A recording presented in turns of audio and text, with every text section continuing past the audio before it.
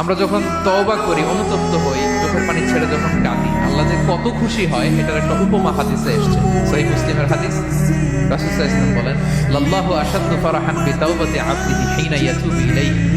কেউ যখন তওবা করে আল্লাহ কত খুশি হয় জানো? শোনো, ওই ব্যক্তির চাইতে আল্লাহ বেশি খুশি হয়ে যায় যে ব্যক্তি মরুভূমিতে সফরে বেরিয়েছে, সাথে তার বাহন বা উট, ওই উটের মধ্যেই তার পানি বা খাবার, হঠাৎ করে উটটা হারায় গেছে। শুনতেছেন? মরুভূমিতে উট নিয়ে বের হয়েছিল সফরে, উটের মধ্যে তার পানি, তার খাবার, তার বেঁচে থাকার সমস্ত মাধ্যম, কিন্তু হঠাৎ করে উট কি হয়ে গেছে? হারাই গেছে। উট খুঁজে আর পায় না, দৌড়াতে দৌড়াতে হয়রান।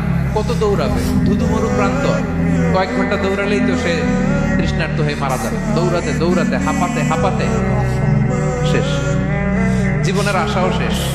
যে উট যেহেতু পাই নাই, আজকে সারাদিন দৌড়ালে তো তৃষ্ণা আমি মারাই যাবো রাতে।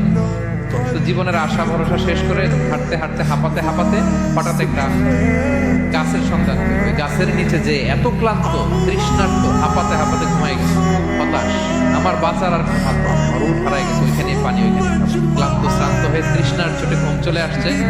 হঠাৎ ঘুম থেকে জেগে উঠে উঠটা পাশেই দাঁড়ায় আছে।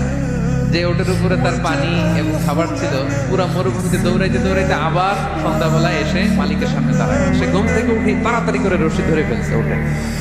ওটা হাদিসের অনুবাদ শোনাচ্ছে।